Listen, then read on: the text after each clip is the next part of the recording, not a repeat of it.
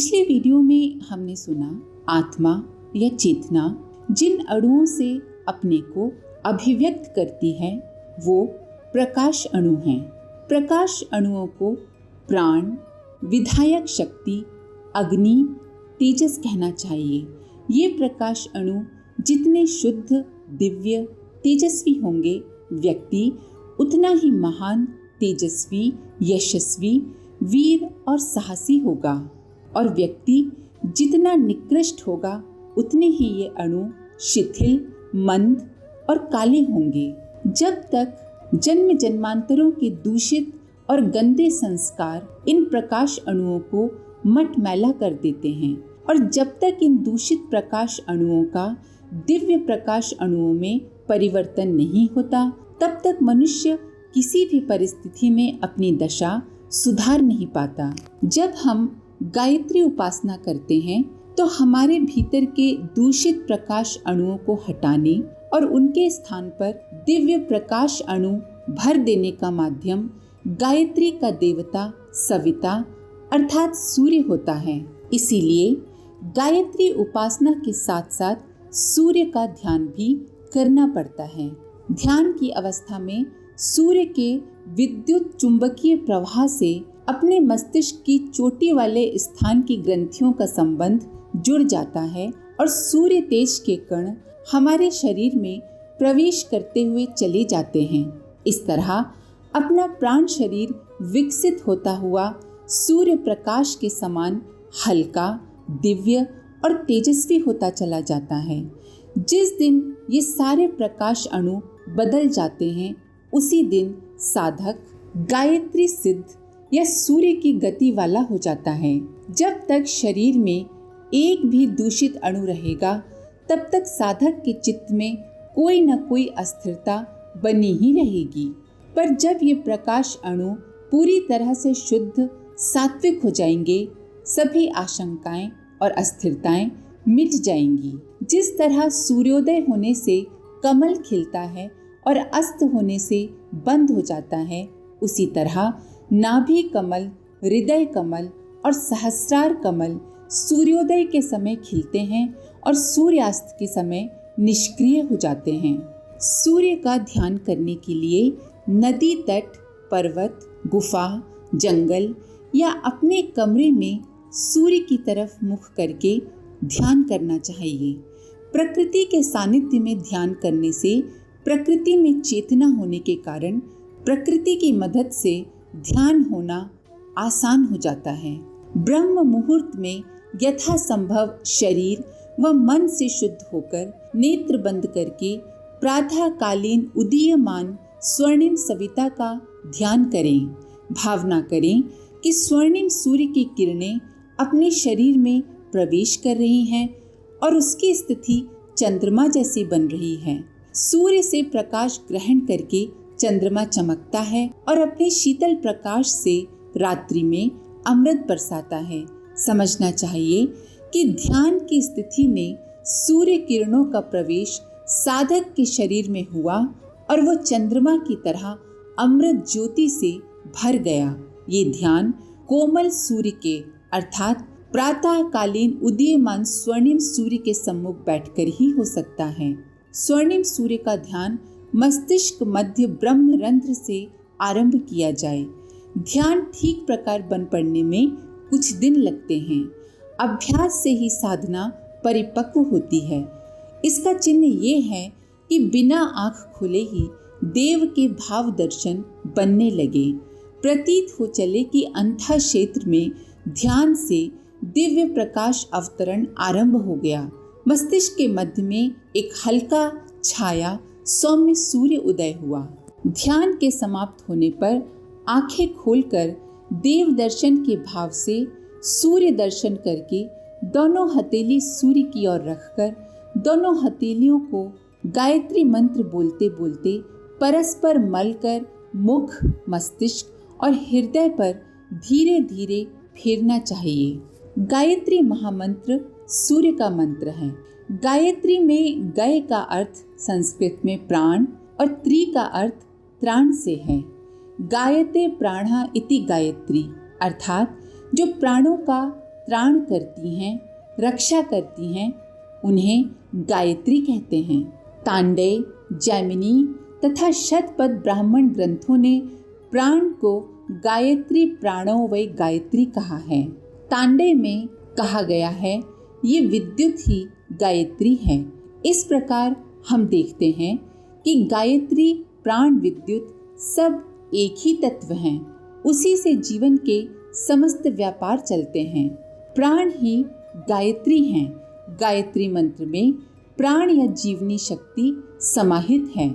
महर्षि वशिष्ठ ने वायु में समाहित प्राण विद्युत की गहन शोधन करके ही प्राणायाम के उन विधाओं को खोजा था जो न केवल मानवीय क्षमताएं बढ़ाते हैं वरन मनुष्य का संबंध अन्य लोगों की सूक्ष्म शक्तियों से भी जोड़ते हैं। प्राण विद्या प्रकरण 6वें अध्याय में प्राण की विशद विवेचना हुई है और ये बताया गया है कि जिस प्रकार कोई इंजीनियर यंत्र चलाता है उसी प्रकार जीवन की समस्त गतिविधियों का व्यापार प्राण से ही होता है।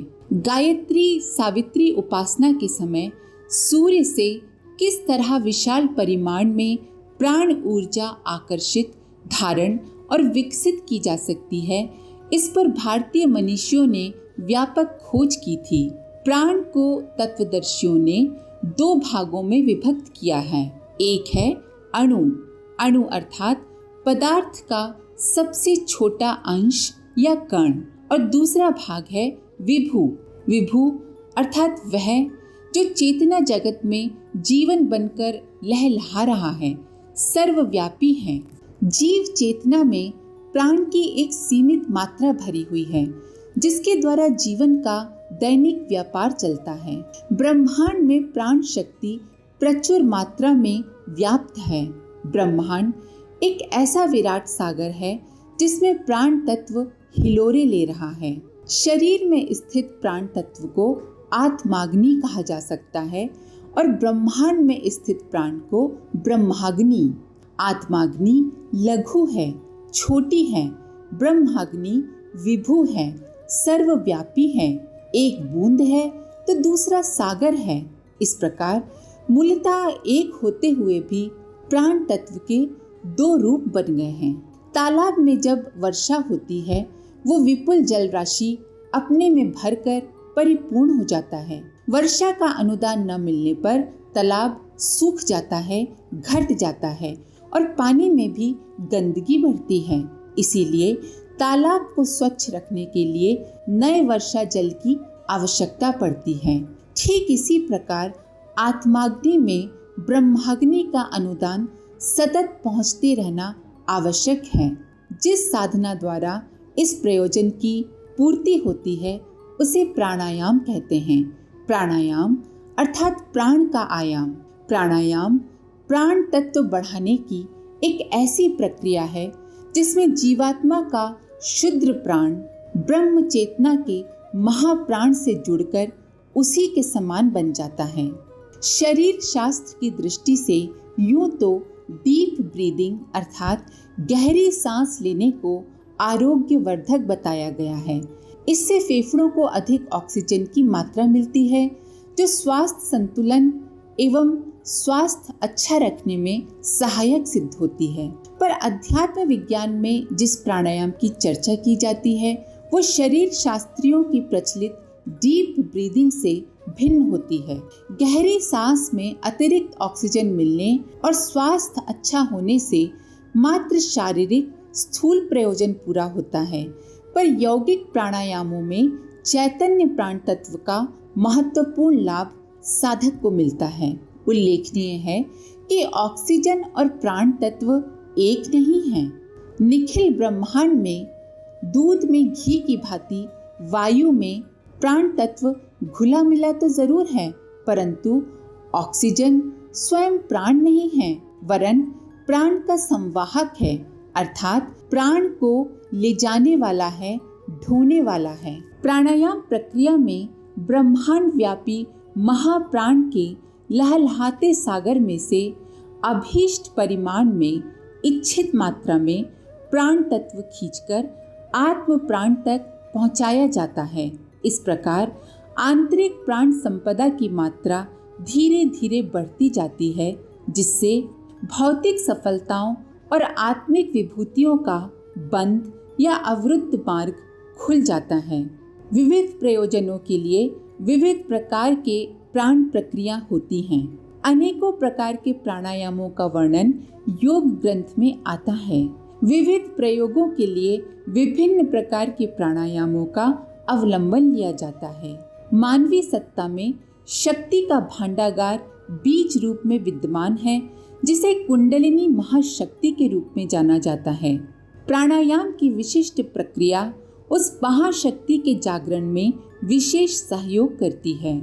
कुंडलिनी जागरण के लिए प्राण शक्ति का प्रचंड आघात आवश्यक होता है। शरीर में विद्यमान प्राण की मात्रा इस प्रयोजन की पूर्ति नहीं कर पाती। इसके लिए निखिल ब्रह्मांड में संव्याप्त प्राण तत्व को आकर्षित करके अपने भीतर भरना पड़ता है। सूर्य वेधन प्राणायाम इस प्रयोजन के लिए सर्वाधिक सहायक सिद्ध होता है। कुंडलिनी जागरण की साधना में सूर्य वेधन स्तर के प्राणायाम की ही आवश्यकता पड़ती है। इसके आगे का अगले वीडियो में।